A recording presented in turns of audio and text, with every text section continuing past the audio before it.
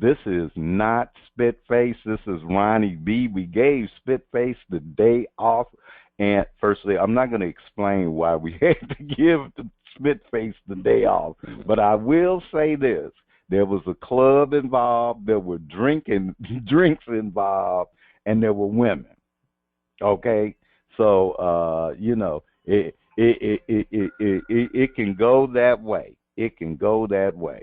So, again, this is Ronnie B. I'm here with the First Lady of Sports Talk, the one and only Cheryl Smith. And we have our own girls, the Shimmy Shake girls. And today, First Lady and I are just flying solo. DizzieMac he was hanging out with Spitface, so we don't have him this morning.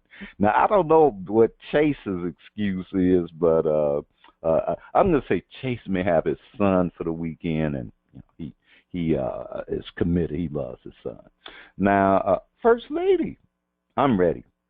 What you saying? Each week we try to figure out what is going on in the sports world, not the plays of the week, more like the players of the week. Are they trying to tell us something? So we ask, what you saying? Fly, little birdie, fly. Time keeps on slipping into the future. Time keeps on slipping, slipping, slipping into the future. So I want to fly like an eagle to the sea. Fly like an eagle. Let the spirit carry me. I want to fly right into the future. The little birdies, known as the Minnesota Vikings, wish they could fly far, far away from the worst, and I mean the worst, NFL refereeing we have seen in a long time. Is the fixin'? First, we see all sorts of mistakes in the Raiders versus Texans game that literally allow the Raiders to steal the game wearing two eye patches. You hear that, DizzieMac? Now we see the referees helping the Cowboys by turning a blind eye to the foul that was so flagrant, even the fans said, damn. Does the NFL want to be Raiders versus Cowboys? Will the Cowboys go undefeated for the rest of the regular season and lose the first playoff game? Is Sam Bradford a pretender or a contender? Steelers, Dolphins, Packers, and the Steve Miller Band is asking, what you saying? Ronnie B., I don't think the NFL is purposely having the referees miss calls, but from a television revenue perspective, yeah, the Raiders versus Cowboys would be economically successful for the NFL. I mean, it would be big bucks. I mean, these two teams have a great national following, which will create huge television ratings. Now, the Cowboys, they have 4 games remaining, and they're at the Giants. They're home against the Buccaneers and Lions, and they close out the regular season at Philadelphia against the Eagles. I think they could lose the next 2 games at the Giants. And I think, well, no, they can lose the next game because I think they're not going to win against the New York Giants. The Giants, really, that game is more important to them because, they have to maintain wins to ensure that they still will have that wild card position. I don't know. To me, and the Giants win against the Dallas Cowboys again, I think that's going to bring psychological edge and advantage to the Giants if they were to meet in the playoffs. And I don't know. You know what? There's no guarantee that the Cowboys could win in the playoffs because you know what? Stephen A. Smith always say, the Cowboys are an accident waiting to happen. And it could happen in the playoffs because it would be very interesting if they would win all these games and then they would lose their first playoff game. It's a possibility, but we don't know. Maybe there is some conspiracy about the NFL trying to get the Cowboys into the Super Bowl. Now, turning things to Sam Bradford, is he a pretender or a contender? Sam Bradford, he has like middle to road statistics when it comes to being a quarterback. He's ranked 19th in passing yards. He has 2,662 yards. His quarterback rating is 97.5, which is 18th in the league. Now, the thing where it gets tricky with him, he completes 71.2% of his passing completion, which is ranked, seventh in the league.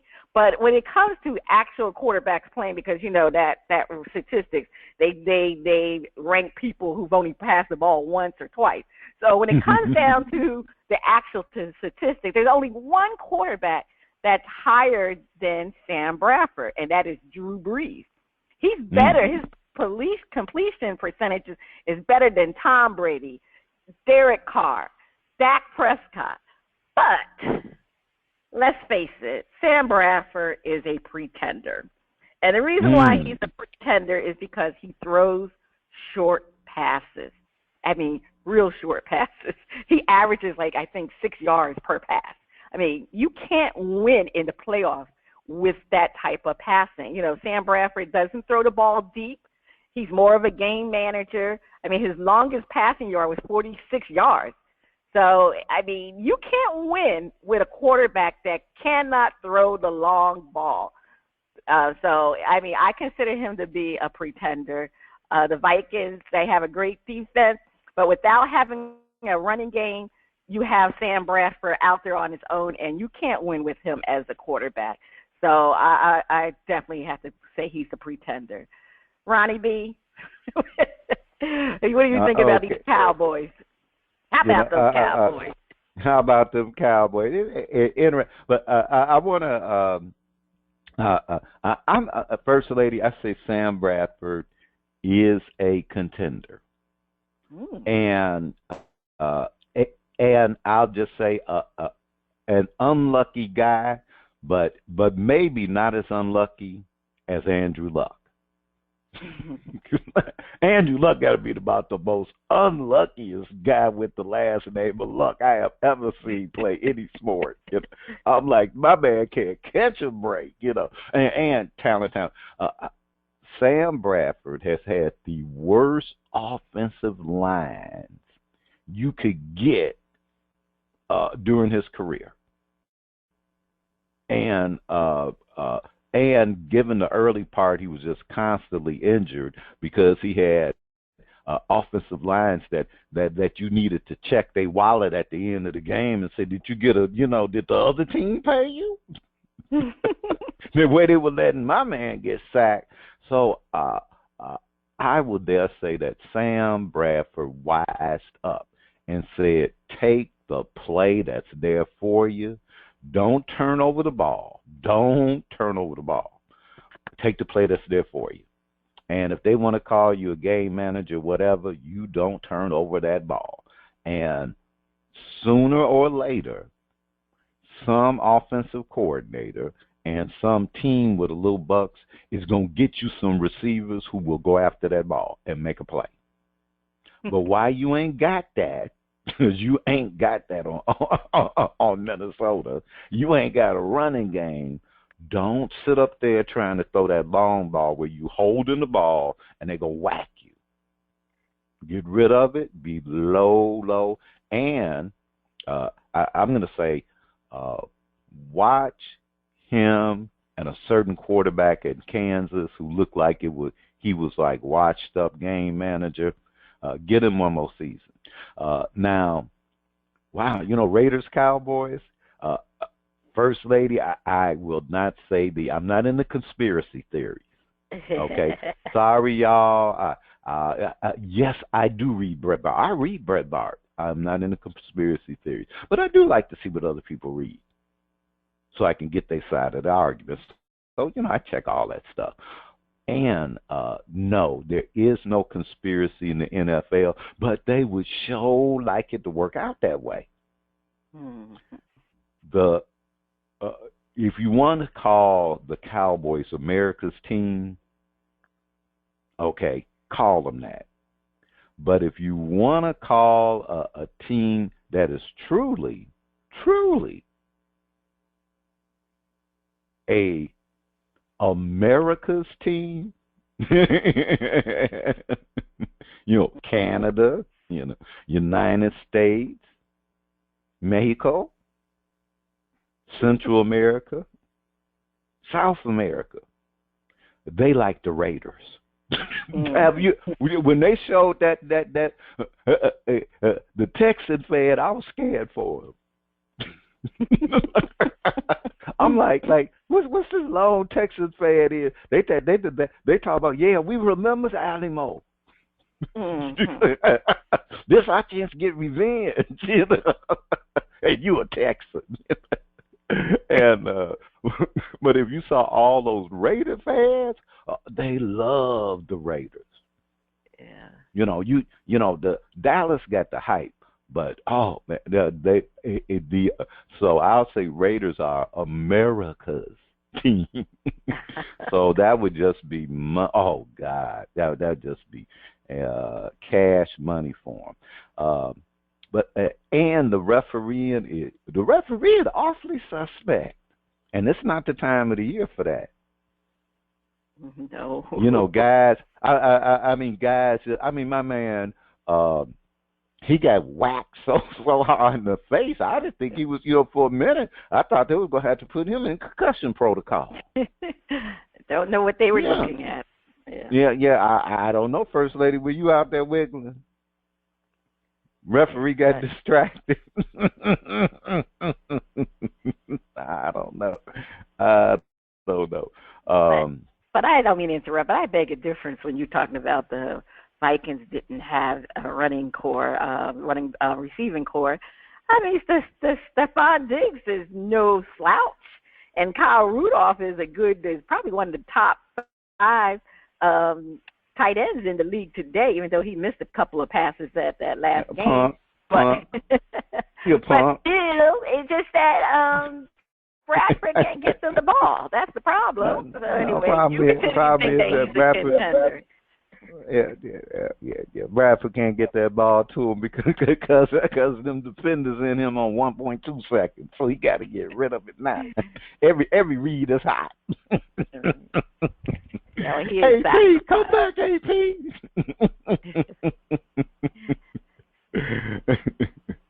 Anyway, all right. Over to you for our next. All right.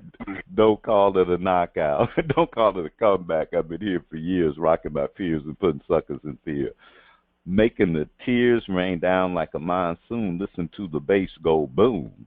Explosion overpower over the competition I'm towering. Reckon shop when I drop these lyrics that'll make you call the cops. Don't you dare stare. You better move. Don't ever compare me to the rest that'll all get sliced and diced. Competition paying the price.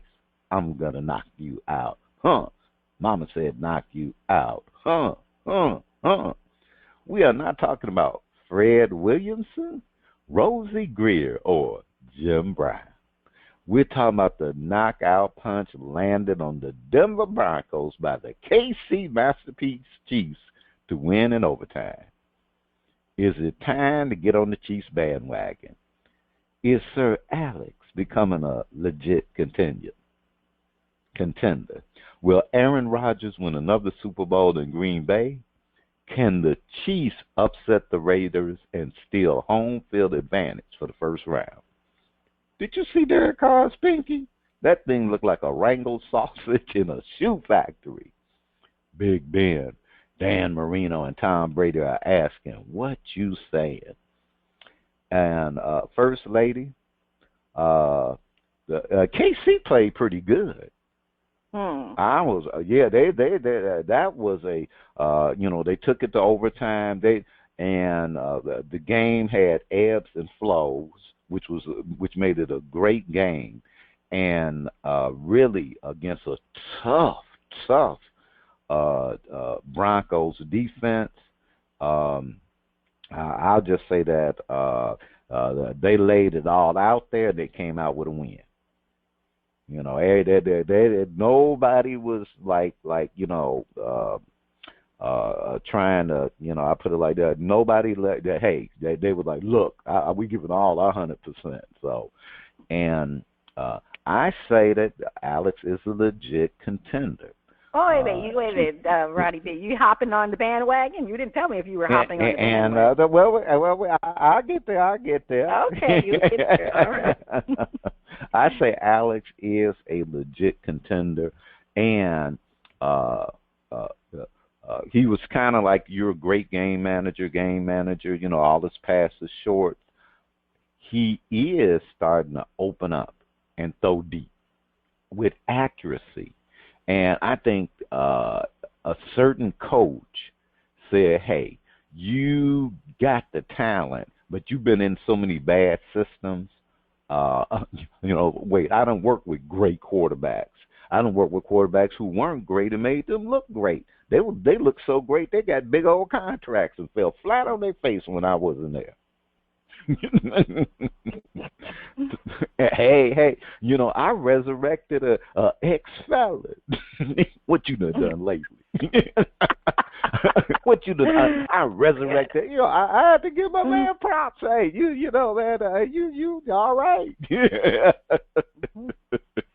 So, I say that he's a legit contender. Now, the Chiefs bandwagon. They hot.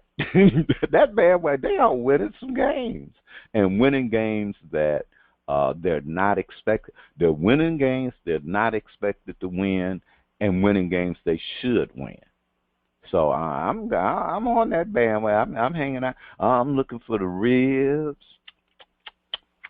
and the brisket. Yeah, extra sauce on them French fries. Oh, I'm on it.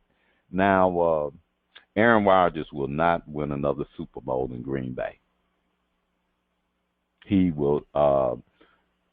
Green Bay is at that point where it's time for overhaul. It's overhaul time. It's just the chemistry there, and Aaron Rodgers is heading. I won't say it's bad, but Aaron Rodgers is heading for a Drew Brees situation where he and the offense they'll eventually get online, but the chemistry for the team overall, defense, special teams, something, but that needs to be rebuilt. And how they say you can't have it all, like, hey, if you build an offense back within, some other part is just still not gonna. And some of these, and the thing is, they have all pro defensive players, and something just isn't there. But and they're starting to be predictable. So no, now Aaron, get out of town, Aaron. That next contract, time to go. Get fresh, Now, by the way, yes, I do think the Chiefs can upset the Raiders and get that first round bye. I think the Raiders are playing well and they're a little lucky. The Chiefs are playing well and making their luck.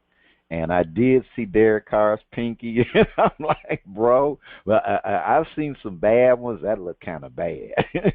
All right, First Lady, what you saying? Well, I like Andy Reid. I always like Andy Reid as a coach in Philadelphia, and you're right. The things you said, he really can make any quarterback really look good in the type of offense that he runs.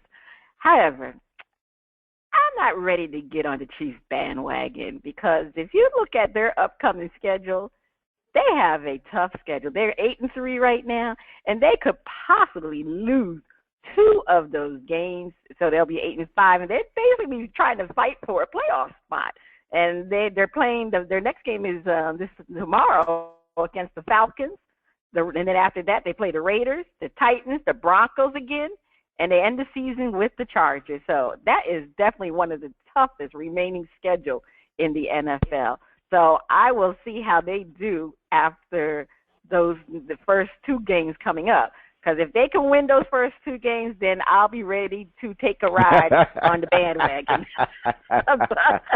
But I'm not ready to ride yet. You said you're open to the possibility of jumping on the bandwagon. But you said, nah, you need a little more evidence. Okay. And because they got those 5 games. And those are tough games because all of those teams are in, I guess without the Chargers, are in contention for a playoff spot, wild card, or even the division. Yeah. So, I mean, that's how close the Chiefs are. They can go one way and they can win the division if they can beat out the Raiders. And but like I said, they got to prove it to me because that schedule is very tough. Now, Alex Smith, he has definitely been playing well, but he's still not an elite quarterback. I don't think he can win a championship with Alex Smith. You can't win a championship. Same way you can't win a championship with Sam Bradford, you can't win a championship with Alex Smith. That's why the 49ers let him go. Or I think, no, they traded him because they just couldn't win with him. You know, he has similar stats to Bradford. Matter of fact, Bradford's stats are even better than Smith. So I can't think he's a legit contender. If I don't think Bradford is a contender, how I'm going to pick Alex Smith as a contender? Now, trying to say he's a system man. We see where your allegiance is. He is. We see where your Miss Corporate over there. I give Andy Reid another year with Alex Smith, but then he's going to realize he needs to get another quarterback. But anyway, speaking of quarterbacks, Aaron Rodgers, he definitely could win another Super Bowl in Green Bay if, and you know, if is a small word with a lot of meaning, if they fix their defense. I mean, they need to fix the defense and provide him with more dynamic wide receivers. His wide receivers, for some reason, they just can't get open. I don't know what it is. I mean, Gordy Nelson, he's definitely good. He came back after his knee problems last year, and now this year he hasn't been really spectacular, but I got to give him one more year. Sometimes you don't have that spectacular year after you come back after knee problems. I mean, he is not definitely Adrian Peterson, because Adrian Peterson is the only one I know can come back after severe knee problems and still ball. So give Gordy Nelson one more year. But those other two receivers, I don't know what's going on with them. They just can never get open. So, I mean, Aaron Rodgers, he this year he hasn't really been that bad, man. But I'm not going to count him out, and I'm not going to count Green Bay out. They can come back. You know, every once in a while a team will falter. And maybe this is the year that Green Bay definitely doesn't make the playoffs, but they can come back next year. The Chiefs, again, as I indicated, I don't think they're going to upset the Raiders because of the fact they have that tough remaining schedule. It's going to be interesting going down. You keep forgetting the Chiefs were always good regular season team. They played well in the regular season, but when they got to the playoffs, they had some bad losses in the playoffs under Andy Reid. So it'll be interesting to even see if they make it, but I think they will. I just don't think they will overtake the Raiders and get that top spot. As far as Derek Carr's finger, that pinky definitely needs to straighten up so he could pass effectively. But he's tough, though. He's tough because after you see that pinky finger, you wouldn't expect somebody to come back and play. But he said, forget it. He's going to come back and play. So I admire Derek Carr. The Raiders are tough. That's their persona. They are tough-minded people. So, all right. Well, okay, First Lady, and I forgot they have some. I think the guy played like on the offensive side, and he's a nice like a sports media announcer and stuff. And he has like this mangled finger that he's had for years. You look at his hand and you go, dude, now come on, I would have had the surgery. You know, straighten that pinky up. Yeah, I'm like, somebody will tell us who that is. Well, First Lady, please take us to break. The first two listeners to email us or send a shout out why the NFL greats are grouped together will receive a $25 gift card from our partners at NFLShop.com. And the hint for the answer is they played together. Stay tuned. Coming up next, we have a performance from Melissa Bell on the first part of Shout-Out. Free Mr. Bond. Free Mr. Bond. And find DizzieMac and Spitface. The music flows in from around the globe to get a shout-out from the panel. First Lady, I can't wait to hear the music from Melissa Bell. On Shout Out, we feature new independent artists who are looking to find their shining star. If we like what we hear, we give the track a shout out. If we don't like it, we hit the mute. Today we have Melissa Bell with her album, Don't Forget to Breathe. All right, DJ, let's hear C'est la vie.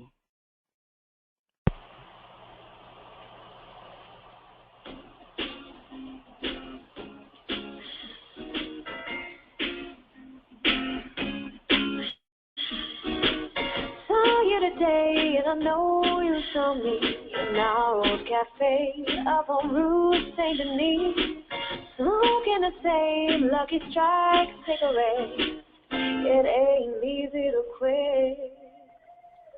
You watch me order my cafe, then right before let me walk away. How many chances are we gonna get in this game of roulette? Days like today, everything changes, goes up in flames in the summer heat. Days like today, nothing is changing, we're totally dangerous. There is left to be, say I did. C'est la vie. Maybe I'm dreaming, maybe I'm crazy. Maybe at home someone's calling you baby. Simple things are so hard to admit. You're trying, but you just can't forget. Days like today, everything changes. Goes up in flames in the summer heat. Days like today, nothing is changing. We're totally blameless. It's meant to be. Baby, I'll be. Oh, say la vie. Uptown, downtown, everybody's saying it. Uptown, downtown, everybody's saying it. Uptown, downtown, everybody's saying it. Trying to get up from there. Days like today, everything changes. Goes up in flames, it's the summer heat. Days like today, nothing is changing. We're totally blameless. There is left to be. Oh, say la vie. Oh, say la vie. Days like today, nothing is changing. We're totally blameless. There is left to be. Say la vie.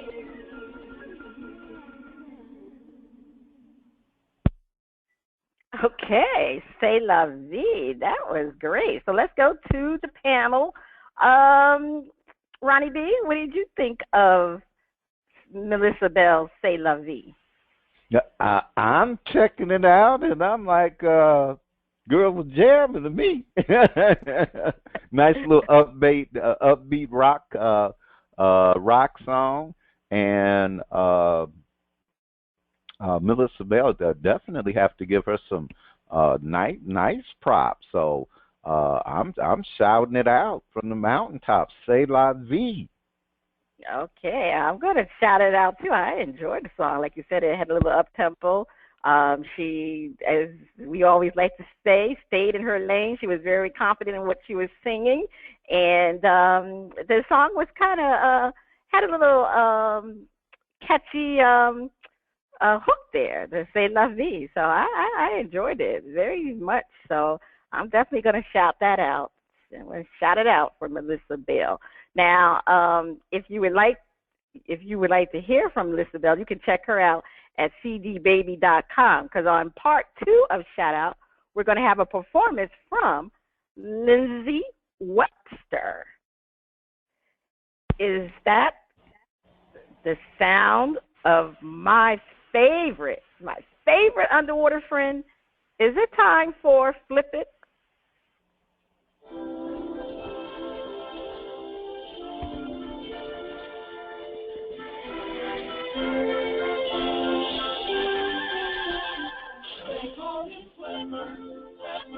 Faster than lightning, nobody and we are flippers, live in a world full of wonder, lying there under the sea.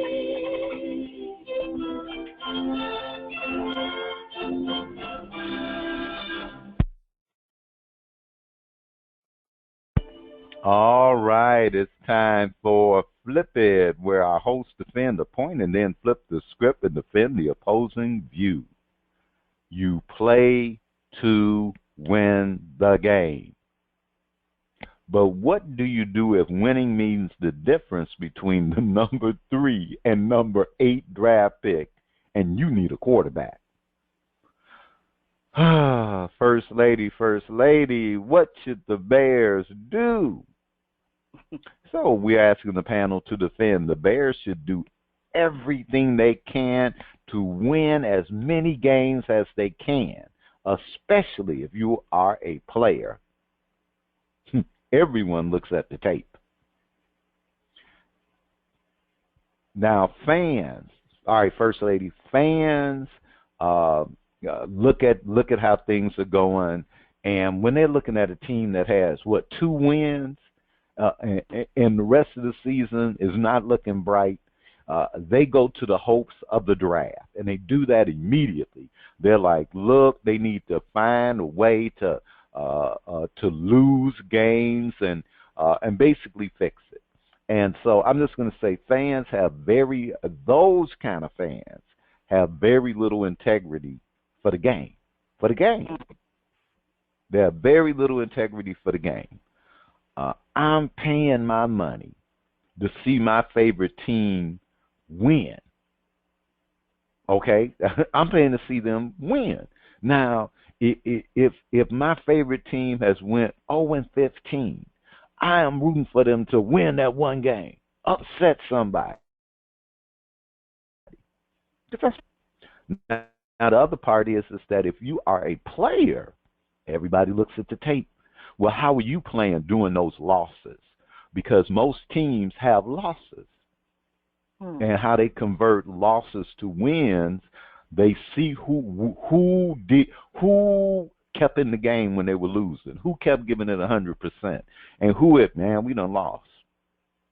So they notice, okay, when we lose, and this guy over here with all his talent, he start putting up less effort, and here's this other guy may have equal talent or slightly less.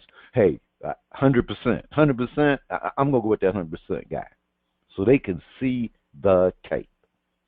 Now, no guarantee that a team lose out that they're gonna get the number 3 pick, number 8 pick. That those picks will be worth anything.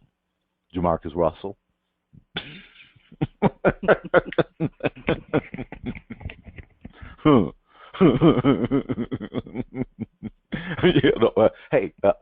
What First Lady say? Alex Smith, Sam Bradford. So it's that's no guarantee. And what kind of organization is it that's going to do something like that? Like I said, there are fans who they just have no integrity of the game or business. First Lady, the fan. The Bears should do everything they can to win as many games as they can. Well, Roddy B, you and I have the same sentiments because the athletes are trained to win games no matter what. Even like you said, if they got to win that one game, that's what they're trained to do. And there should be no different game plan for the Bears with these remaining games. I mean, why would the Bears want to lose? Losing games directly impacts everybody's future for employment. The GM, the coaches, and like you said, Roddy B, the players. Mainly the players, because people, like you said, are going to watch those tapes. And there's no motivation for losing. What is the motivation to lose? It's just hard to accept the idea, the notion that the draft represents the best way to a long-term winning future. I mean, there's been so many players that are drafted at the lower tier of the draft, and there's players that go undrafted that end up being established pros. So just losing to win in the draft is not the best solution. I mean, let's face it, Tom Brady was drafted in the 5th round. Dak Prescott was drafted in the 4th round. And as Ronnie B said, there's been many quarterbacks drafted in the 1st round that have been busting. He named one of them, Jamarcus Russell. I'm going to name a few more. Matt Leinart, Brady Quinn, and most recently, Johnny Manziel. So that's where you could end up with. Just ask the Cleveland Browns.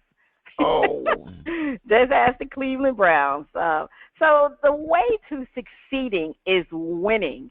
You want to build that winning culture, even if it just means winning a couple of games. That's how you want to end up the season, so you can go into the next season with wins.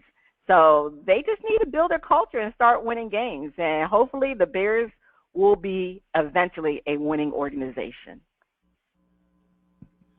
All right, you heard the defense, but we have to flip the script. Time for player evaluations, which means giving all sorts of combinations a tryout, and you happen to lose and get that number 3 draft pick. Now, as I'm a fan, I have my view of what's integrous for the game, okay? And I'm sure many of us fans have our view. I'm sure sports around of what would be integrous for the game. But if there is one thing the NFL has shown, that where they have integrity at is winning and money. And if they determine that, you know what, the makeup of what I have ain't winning, what's the best way for me to save some money? Because what's the best way to save some money and get rid of this crew that ain't working out? And the best way is through the draft. You build through the draft.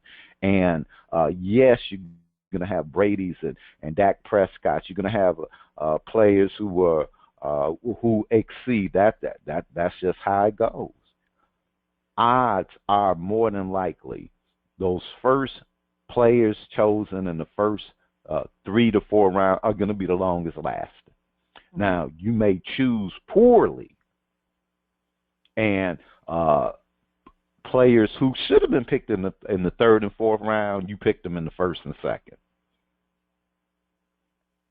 Or you leapfrog to get a certain player instead of getting the best player at that position.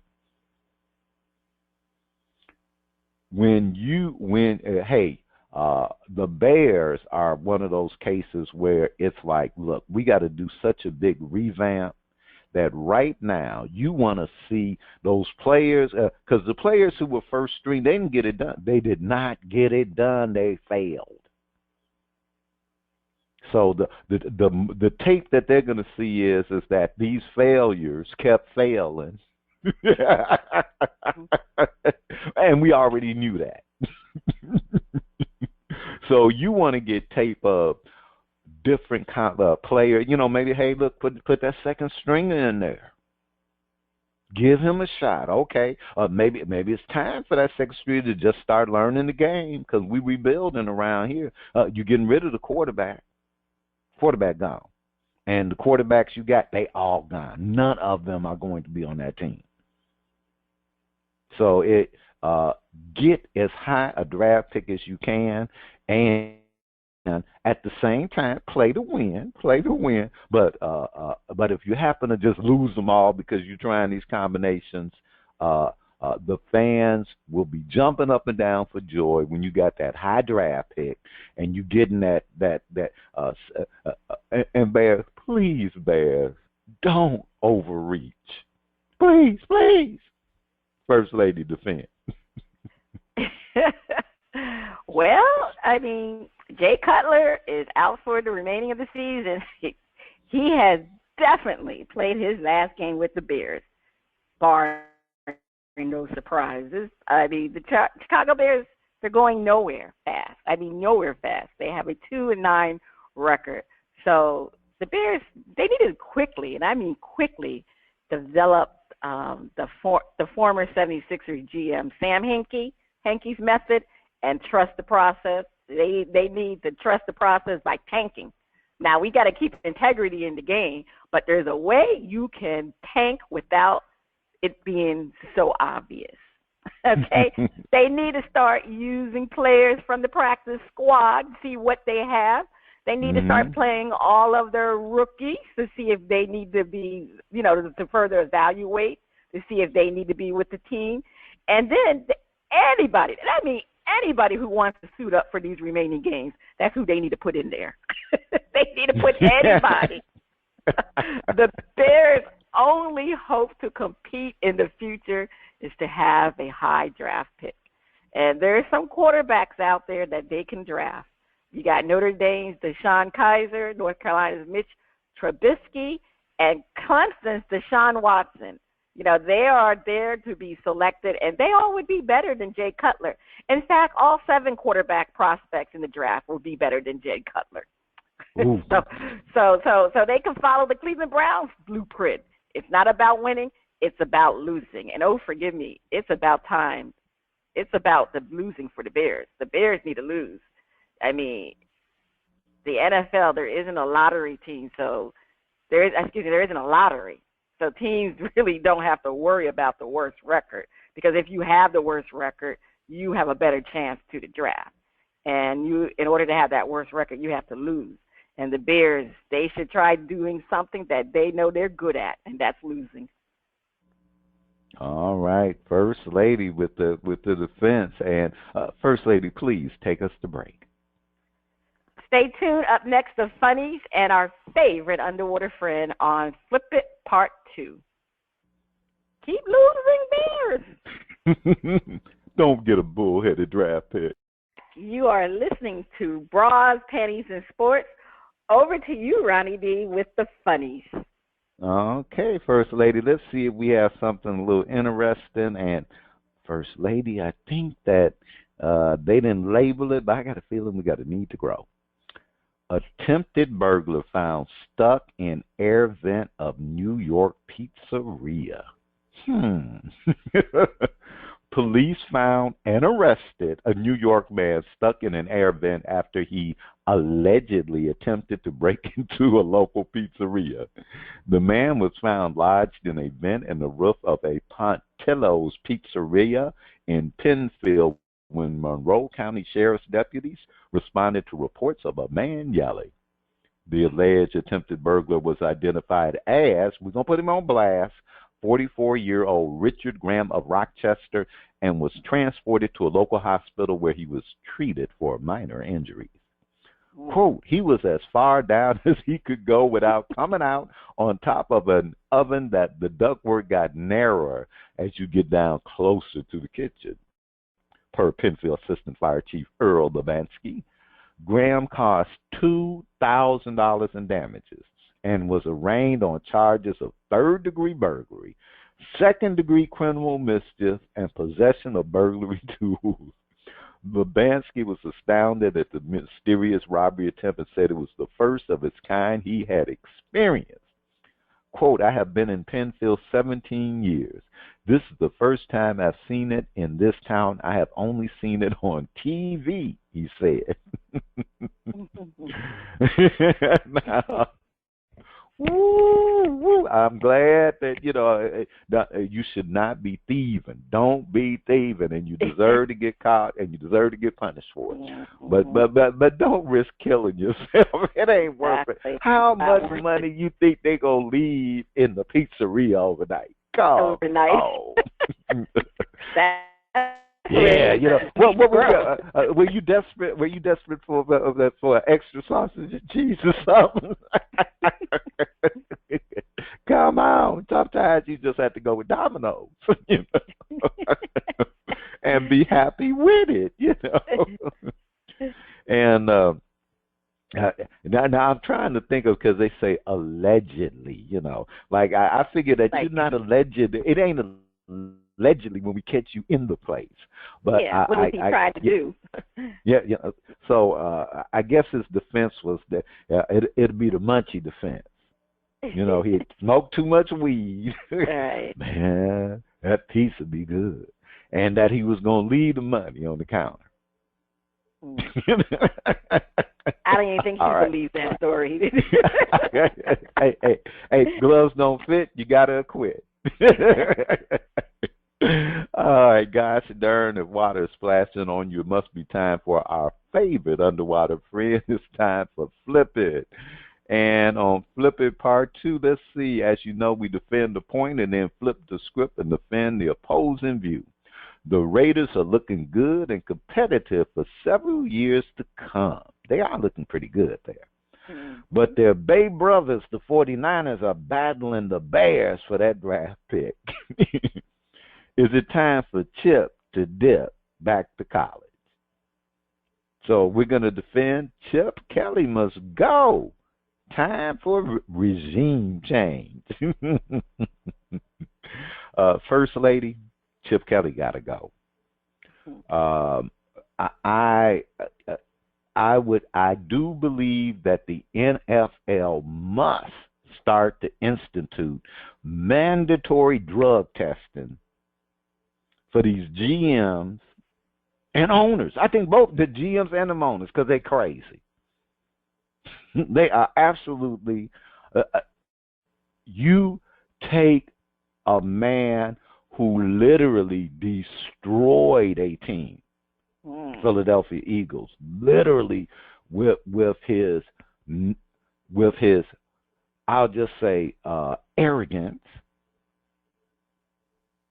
his inflexibility, his demeanor with his own players, and you make him the head coach of your team. Now, DizzieMac and Spitface, after 3 days of drinking, could make a better choice than that. So I'm going, now look, I know they got medical in California. These guys, leave the medical alone, GM. Leave the medical alone, because I don't know what you was smoking, drink, or you got that fancy rich stuff, people stuff, you know. Stop it. He got to go. First Lady, defend. Chip Kelly, you know, he's coached 2 NFL teams and has not been successful with both of them. It's time for Chip to swallow his pride and that oversized, and I mean that oversized ego, and take his old job back at the Oregon Ducks. You know, it's available now for Chip, and they will welcome Chip back with open arms. Come back, Chip, come back. In fact, the former coach that was fired, he's pleading for Chip to come back. So, Chip, they want you back there. Now, the question is, do you want to go back? I mean, come on, Chip, you got to face it. You have been a failure in the NFL. You are an NFL loser. But the problem is Chip and his ego. You know, he thinks he's smarter than everyone. It's either his way or the highway. I mean, you can't coach like that in the NFL when you have NFL players that have just as big an ego as you do. I mean, that's the whole purpose. You got to have a collaboration when you're in the NFL. Chip needs to take his dictatorship-like personality and return to the college. This type of personality works better in college game than it does in the NFL game, because you got to have interaction with your players when you're in the NFL. And Chip, he doesn't know anything about interaction. He's very aloof. So it's his way or the highway. So, I mean, the thing is, Chip definitely needs to return to the college. He needs to check that ego and just return to the platform where he's been really great and successful, college football. Bye, Chip. All right, you heard the defense, but we have to flip the script because, you know, this is flip it. Chip Kelly inherited a tough situation, and they do have a win or two, unlike you, Jackson. Keep them. Yeah. This is Chip's first year with the 49ers. when they hired Chip, they, believe me, they were not expecting. So I'm going to do with Donald Trump. Believe me, they were not expecting Chip to have any type of great success or mediocre success, because they knew that team, they're totally rebuilding. They hired Chip because they said, Chip, look, we know the design that you're trying to implement is revolutionary, and properly modified, it can succeed in the NFL, because you showed it. But teams adapted, and you didn't have the savviness to adapt as they adapted. When Cover 2 came in, there was not a Cover 2, and then it became Cover 2. And Cover 2 was whooping butt until the officers made an adjustment. Now, Cover 2 still gets played, but the dominating way with the game changer, offenses have adapted. That's the nature of the game. Kelly had to learn the hard way.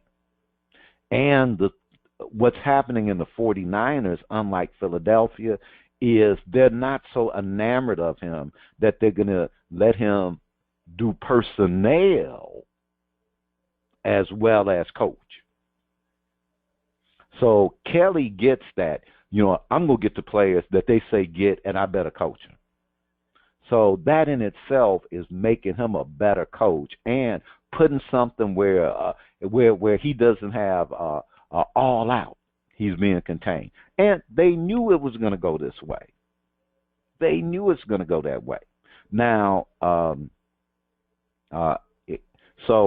Kelly is Chip Kelly is in a different situation in Philadelphia. One, they see where, okay, we need to bring this in, but we're not going to give you not personnel guy. We take care of personnel. So that keeps him in line. And he can't go back to college. It's just college. It's either go to Canada, but you're not going back to college. You're not going back to college. He's just in it too. He's in the NFL to stay. All right, First Lady, defend. Well, Chip Kelly is definitely a good offensive tactician. I mean, he brings an innovative, fast-paced offensive style to the league, as you indicated, Ronnie B. He is innovative. It's a new style of playing. Unfortunately, the 49ers didn't have that personnel to play his style of offense. And Chip also made a mistake. He started blaming Gabbert over Colin Kaepernick. And I really think that was one of the issues regarding why the 49ers got off to such a bad start and losing, is because they had the wrong quarterback in there. Blaine Gabbert wasn't the style of quarterback that needed to play Chip Kelly offense. He had the person there, Colin Kaepernick, but again, Chip's ego usually gets in his way. But besides that, I think the 49ers need to keep Chip, and they're going to also need to keep Colin Kaepernick, because I think once Chip Kelly put his ego aside and put Colin into the game, you saw that the 49ers were more competitive. And they haven't won, but they still are a little bit more competitive and impressive than they were without Colin Kaepernick. So I think the fate of Chip Kelly is with Colin Kaepernick, and it's a tough situation, but the 49ers, I mean, they can't get rid of their coach. I mean, they have invested so much in Chip Kelly. To hire him for one season and then to fire him, I mean, let's face it, Jeff Fisher has been with the St. Louis, now L.A. Rams for years, and he's the worst. He has the worst percentage of a coach ever, and losing percentage. So, I mean, we could give Chip Kelly another year. And I think with Colin Kaepernick together, I think they can do some special things for the 49ers. Not saying they're going to win the playoffs, but maybe they could have a winning record. That's what I'm looking for. So definitely the Niners had to keep Chip Kelly. All right. You heard the defense on both sides, so flip it. And And keep you Jackson. Keep you Jackson. Yeah. Keep you Jackson. Keep you. All right, First Lady, take us to break. On the other side of break, we have a performance from Lindsey Webster on Shout Out. Please stay tuned. And keep you. You are listening to Bras, Panties and Sports. It's time for Shout Out Part 2, the picks and the finale. First Lady, the music flows from around the globe to get a shout out from the First Lady and the crew. Over to you. We have a performance from Lindsey Webster out of Woodstock, New York, with her album self-titled Lindsey Webster. All right, DJ, let's hear I Do.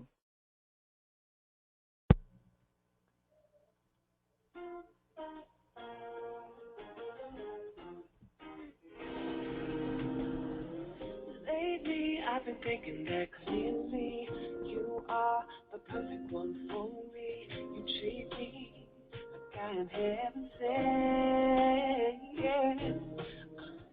Sometimes I get thinking too much about this life and when we're gonna figure out my dreams. But you bring back my center of gravity. Hold me down from the top enough to make me free. Sun shining all below. I do. I search and I never thought I'd slow down. Loving you but now it's time to settle down. Baby, I do. Want you.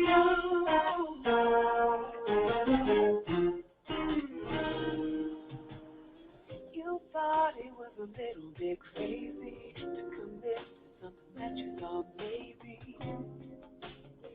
might not make it through. But here we are, a few years later, and I'm still here, and now I finally understand your dreams. You bring back my center of gravity. Hold me down from the top and make me see. The sun shining all below. I do. I search and I never thought it would down. I'm loving you, but now it's time for us to settle down. Baby, I do. Want you. Time ain't gonna stop. And neither will my love for you. For you, for you, for you, for you. Let's figure out my dreams.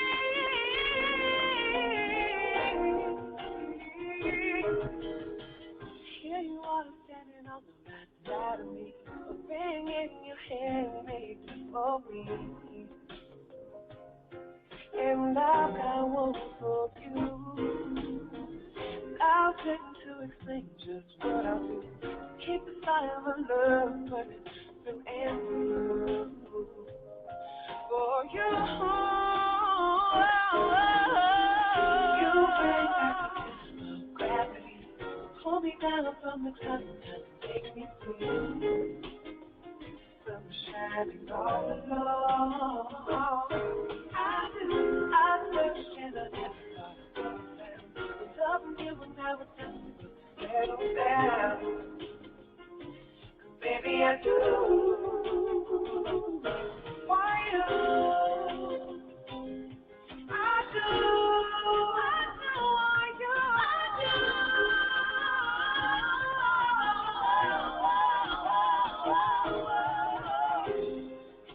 do.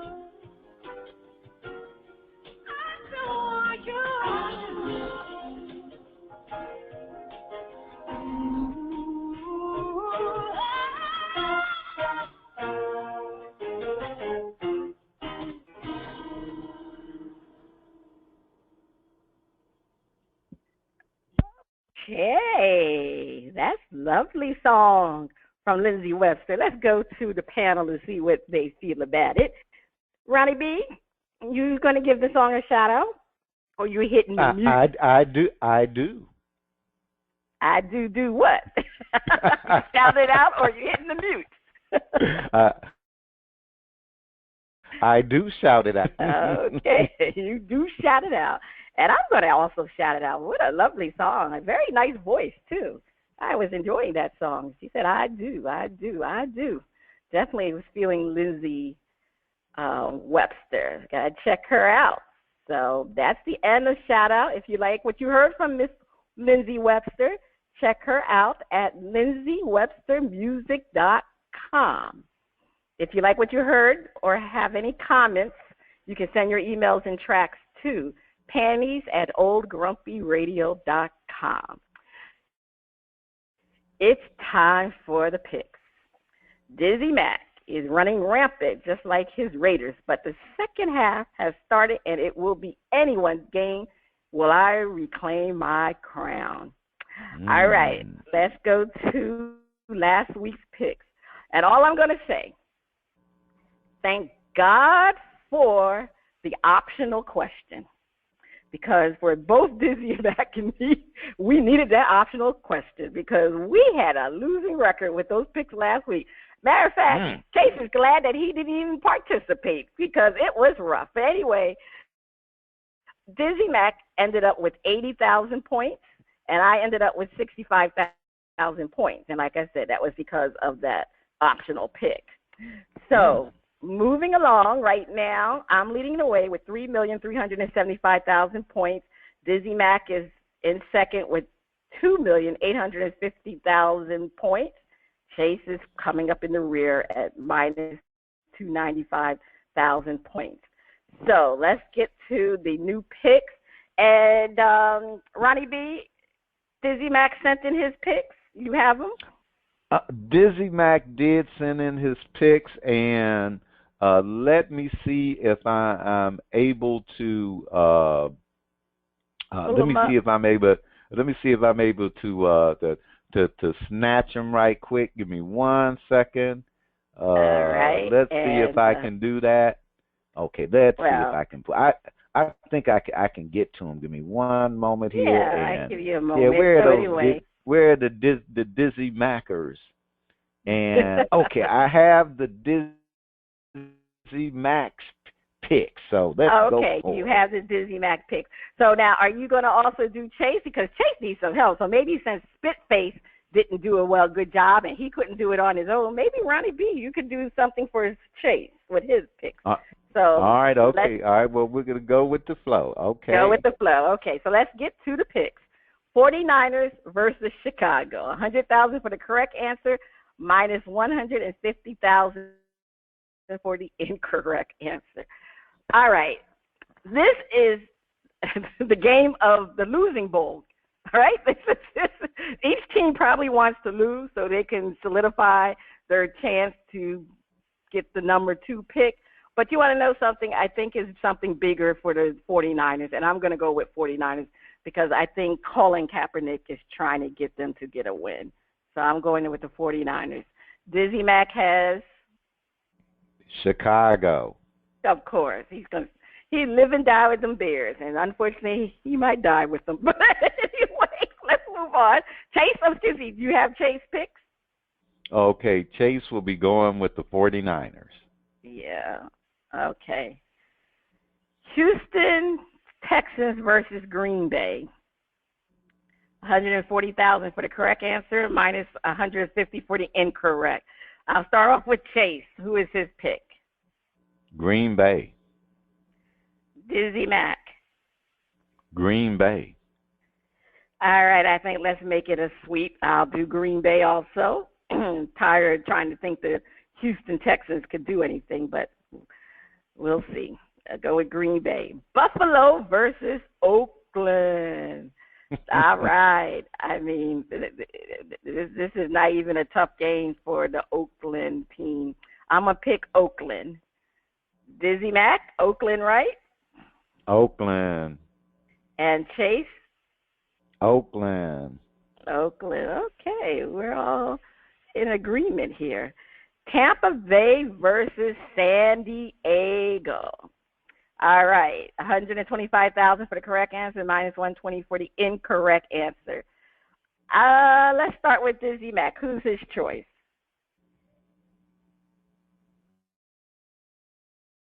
San Diego. All right, I'm definitely going with Tampa Bay. And Chase? Tampa Bay. Yes, Tampa Bay. All right, Chiefs versus the Falcons. 100,000 for the correct answer, minus 125,000 for the incorrect answer. I am going to go with the Falcons. They're home, so I'm sticking with them. DizzieMac? Chiefs.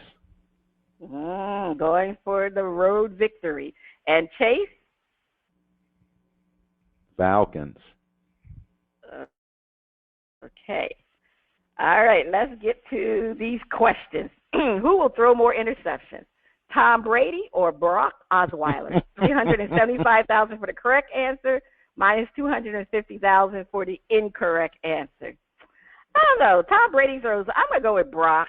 I don't know. I mean, who they playing? I mean, who? Oh no, the Texans are playing. Who are they playing? We just Green talked Bay. about Green Bay. Green Bay defense is not that great. But anyway, I'll go with Brock. Who does DizzieMac have? DizzieMac is going with Brock. And who does Chase have? Tom Brady. Chase is going with Tom Brady, huh? That's interesting. Okay, moving along here. Which team will have more rushing yardage? The Packers or Broncos? 250,000 for the correct answer, minus 190 for the incorrect answer. I'm going to say the Broncos. DizzieMac pick. Broncos. And Chase pick. Broncos. Oh, so Broncos all the way. Who will score more touchdowns? Matt Stafford or Andy Dalton? 275,000 for the correct answer, minus 225,000 for the incorrect answer. Oh, I'm going to say Stafford. Who does DizzieMac have? Stanford. And who does Chase have? Andy Dalton. Yes, Dalton. The Saints will score less than 24 points. 750,000 for the correct answer, minus 300,000 for the incorrect answer. This is the optional question. So the question is, let me start with DizzieMac. Is he in the optional question? DizzieMac is taking the option, and he says they will score more than 24 points. All right. So now just to clarify, if they score 24 points, he would lose. Okay, so the Saints will score less than 24 points. He will lose. He's taking the option. I'm going to take the option. No. Let me correct. If they score less than 25 points, he loses. Wait a minute. The Saints will score less than 24 points. Right. So if they score, let me clarify. If they score 24 points, he loses. They can only score 23. 23 or less. Exactly. Yep. So let's clarify that. Okay, because we get down to some serious business, so we got to get these things correct. So he took the option, and he said they will score more than 24 points, right? Yep. All right. I think they're playing the Lions. I'm going to say they're scoring less than 24, and I'm going to take the option. You going with that option? I'm going with y'all rolling the dice today. Look, last week's option just set me free. What about rolling Chase? That option. Chase is passing on the option. Really? Chase needs to get into the option. He needs to get into the game. But anyway, all right. Well, we'll see how we're going to do next week. That's definitely, we're rolling with the options. So we'll see. But anyway, it's time for our outrageous predictions. This is where each panel member gives their outrageous predictions for the week. Ronnie B., what is your outrageous prediction? Okay, my outrageous prediction is that the Tampa Bay Bucks will win their division.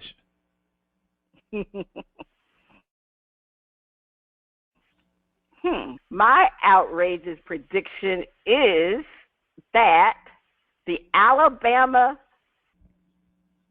what's Alabama? I even forgot Alabama's name in college. Well, anyway, my prediction is the Alabama. Crimson Tide?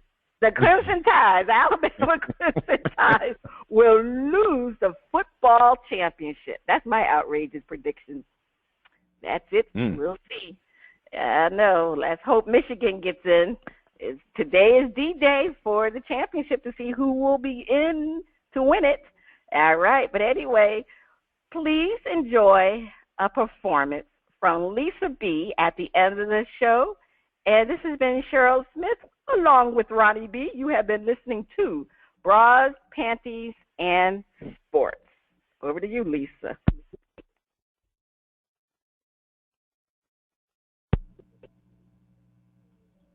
He was all that a woman could need sexually.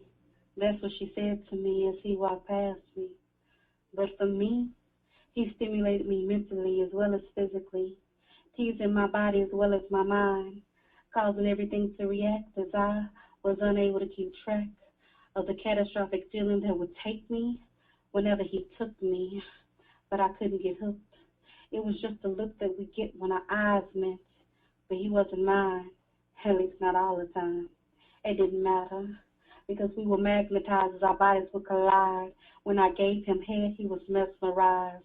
When he licked my clit, I was energized by his tongue, causing me to come over and over, as if he knew just what I needed each time we met.